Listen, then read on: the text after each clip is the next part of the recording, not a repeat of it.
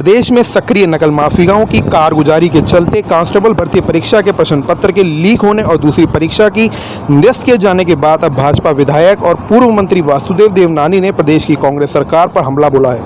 वासुदेव देवनानी ने आरोप लगाया कि विगत 3 वर्षों में प्रदेश में 11 भर्ती परीक्षाओं के प्रश्न पत्र लीक हुए हैं, जिसके कारण लाखों बेरोजगार युवाओं को परेशान होना पड़ा है। वासुदेव देवनानी ने इसे सरकार और उनके अधीन आने वाले परीक्षा तंत्र को निशाने पर लेते हुए कहा कि अब सरकार और परीक्षा तंत्र में घुन लग चुकी है।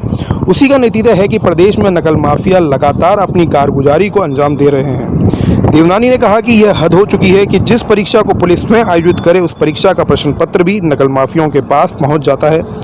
पत्रकारों से वार्ता कर रहे देवनानी ने उदयपुर में आयोजित हुए कांग्रेस के चिंतन शिविर को लेकर भी कांग्रेस को कटघरे में खड़ा किया और आरोप लगाया कि प्रदेश की अशोक गहलोत सरकार चिंतन शिविर में अपने आला कमान को खुश करने में लगी रही है। इस चिंतन शिविर में ना तो कांग्रेस अपना नेता तय कर पाई और ना ही नीतियां तय कर पाई। देवनानी ने कहा कि भारत जोड़ो यात्रा के माध्यम से प्रदेश को गुमराह करने वाली कांग्रेस ही वास्तव में भारत को तोड़ती रही है, लेकिन अब सारा सच जनता के सामने आ चुका है, इसलिए जनता कांग्रेस के चलावे में नहीं आने वाली। जब से अशोक गहलोत की सरकार आई है, एक भी परीक्षा ये ढंग से नहीं करा पाए हैं। लगभग 11 परीक्षाओं के प्रश्न पत्र आउट हुए हैं। पिछली बार विधानसभा में कानून भी पास किया, वो भी बेअसर हुआ। और कल और परसों में जो कांस्टेबल परीक्षा हुई, उसको भी पहले दूसरी पारी के पेपर का आउट होने की खबर आई। आज एक खबर पहले दिन का भी पेपर आउट होने की आई। पुलिस पेपर करवा रही है और वही पेपर आउट हो रहा है। इससे ज़्यादा गंभीर बात क्या हो सकती है?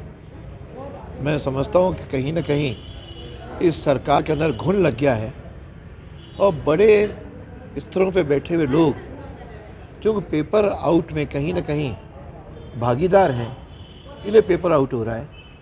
हमारे समय इस प्रकार की घटनाएं कोई छोटी मोटी हुई तो भी वहीं पे वो फेलियर साबित हो गई, लेकिन लगातार 3 वर्षों में लाखों युवकों के साथ के जीवन के साथ जो खिलवाड़ हो रहा है, मैं समझता इतिहास कभी भी इसको माफ़ नहीं करेगा, जनता माफ़ नहीं करेगी। इस प्रकार की अक्षम, अकर्मण्य और निकम्मी सरकार हमने आज तक राजस्थान के इतिहास में नहीं देखी। एक चिंती शिविर कर दिया है, शिविर भी हो रहा है, चिंतन शिविर भी हुआ है जो दिल्ली, जयपुर में, उदयपुर में। अभी जो हाल ही में उदयपुर में चिंतन शिविर हुआ, वास्तव में चिंता शिविर था कि सरकार कैसे बचाई जाए, कांग्रेस को कैसे जिंदा रखा जाए। लेकिन मरी हुई कांग्रेस कभी भी जिंदा हो नहीं सकती, क्यों 3 दिन के चिंतन के बाद जो बार रिजल्ट आई उसमें इनका नेतृत्व कौन करेगा ये तय नहीं कर पाए। क्योंकि राहुल गांधी की होगी, उसकी होगी, नहीं किसी को भी इनका आज की तारीख में कोई नेता भी नहीं है। राजस्थान के बारे में भी कोई निर्णय कर नहीं पाए। यानी अशोक गहलोत ने सबके ऊपर जादू का डंडा करके अपनी सरकार पे केवल मोहर लगाई। यह गांधी परिवार पर की सेवा चाकरी के आधार पर मोहर लगाना के अलावा एक चिंतन शिविर कुछ भी नहीं था। इन्होंने कहा कि हम भारत जोड़ो यात्रा निकालेंगे। यह तो तोड़ने वाले लोग हैं। इनके समय ही पाकिस्तान बना, तब जाकर के भारत का विभाजन हुआ, तो विभाजनकारी और तोड़ने वाली तो कांग्रेस।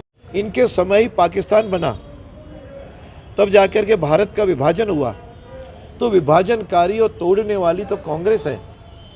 और जोड़ने के लिए ये संघ और बीजेपी जो जोड़ रहे हैं, धारा 370 खत्म करके उन्होंने कश्मीर को जोड़ा, तो वह केवल रात दिन भाजपा, संघ और मोदी को गाली देने से कांग्रेस का सर्वाइवल नहीं होगा। कांग्रेस का सर्वाइवल तब होगा जब ये अशोक गहलोत जैसे जादूगरों से ऊपर उठेंगे, गांधी परिवार से मुक्ति पाएंगे।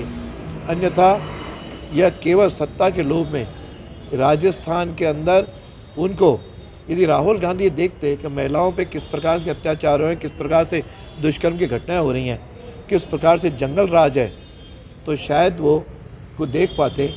तो आंखें उन्होंने बंद कर दी और केवल अशोक गहलोत ने जो कुछ दिखाया वही देखा, उससे कांग्रेस का भला होने वाला नहीं है।